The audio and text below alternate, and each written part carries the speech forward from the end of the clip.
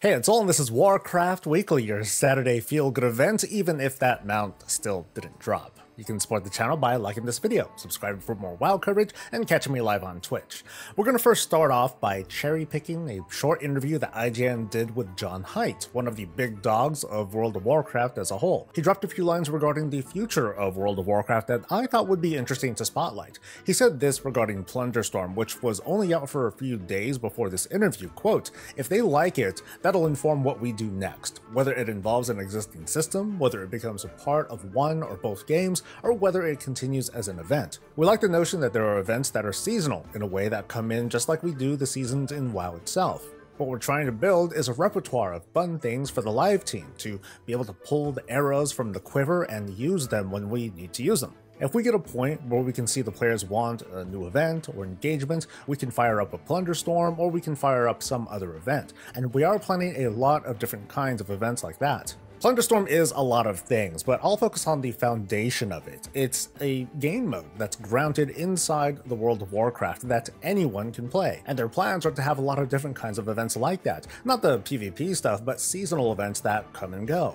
Like a WoW holiday, but at a different level, all to support the idea that WoW is this living game, or dare I say, a live service. Unlike the live service games as we observe them today, WoW is really old school. It's a 20-year-old subscription-based game. And it seems like their goals, along with providing expansions packed with activities or remixed eras of yesterday's game, are to give some new and very different experiences that everyone can partake in regardless of which is their main game, so to speak. Who's to say that the next big feature isn't some single-player experience that doesn't even need a subscription? The approach sounds great because it's like, hey, cool, WoW's gonna feel even bigger, and the seasonal nature means that they're stopping short of overwhelming players with a bunch of overlapping activities, splitting our time to the point of burnout because, I mean, yeah, I obviously love this game a lot, but it's not the only game that I play, and having too many things up at once, it messes to, well, it threatens to split the audience and raise queue times and more. On the other side of it though, I can feel the pushback. FOMO is what it sums up to, like, oh, I gotta be here for it, otherwise I'm missing out, or I have to do these things for that time-limited reward. I get it. So I hope that as these new things are introduced to us, that they keep thoughts like that in mind, because it's gonna happen. I also want to introduce another thought. Speaking for me, while I'm cool with new stuff, and I'm willing to bet that WoW's live team is like this whole separate beast that focuses on those features, I would like just as much attention to go into improving the current game, adding or changing reward systems, improving social tools and accessibility, fixing the game, which of course means a lot of things to a lot of people. Carefully balancing both fronts is super important, but what do you think? What sorts of balance should there be between adding brand new Plunderstorm kinds of features versus reinforcing the existing game? Speaking of FOMO, the Noblegarden event launched this week. It ends this coming Monday, by the way, and if you don't get that mount, the game is ruined, according to folks who still haven't gotten that green carpet mount. It's a low chance reward for turning in a quest to take down a big old duck each day.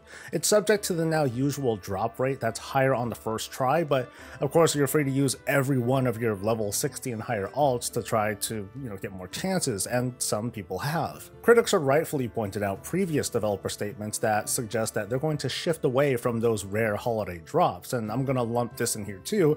There's this new duck disguise toy that comes in a variety of colors, but it only lets you choose one at the end of that quest line. As for how the other colors are earned, that has yet to be revealed. Maybe it'll be tossed around during other events related to ducks, maybe it'll be on the trading post, or maybe we gotta come back year after year to complete the collection. We just don't know yet.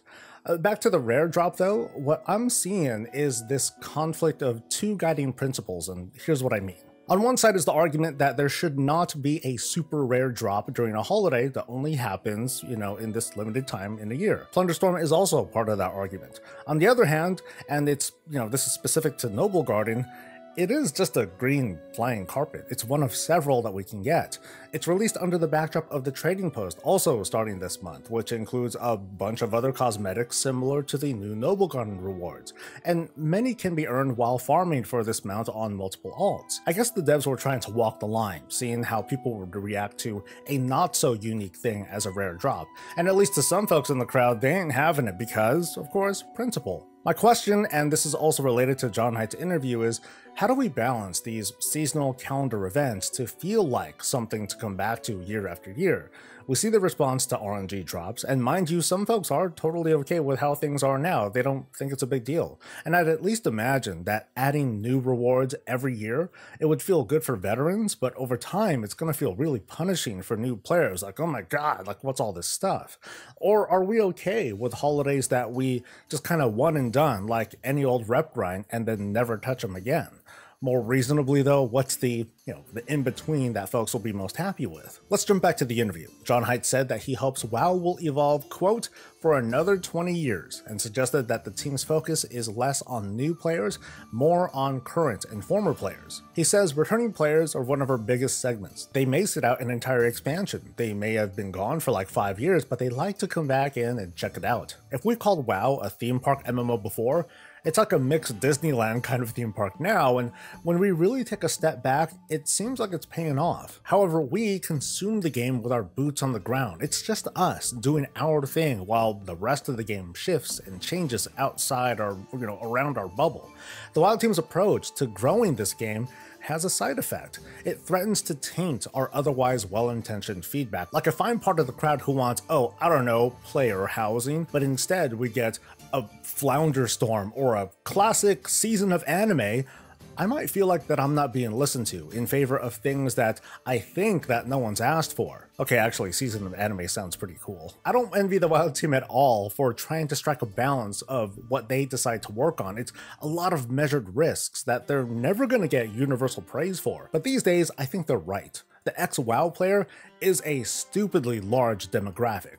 Like, for example, sorry if I'm calling you out, viewer, but you might not be subscribed to WoW right now, but you're at least sort of interested in what's going on. And it's thanks to you and that audience that the WoW team's goal isn't necessarily to like try and lock you folks back in for years and years, but to at least tempt a number of you just enough to check out the new expansion real quick, or to see how classic is feeling. Now imagine if they added player housing, but whatever the case, that's the show, and I just wanted to keep this one short and sweet. Solid Phase 3 is in full swing, Noblegarden is about to end, get on that. Season 4 and the War Within Alpha is just around the corner, so Warcraft is gonna feel quite lively these days. If you're enjoying my style of coverage, please subscribe to the channel, like the video too, that always helps, and let's give thanks to the awesome chat over on Twitch for being some great company, to our patrons to keep the coffee flowing, and of course to you viewer, thank you very much. You made it to the end of the video, you have fed the algorithm, and until next time, stay safe, stay healthy, and stay breezy.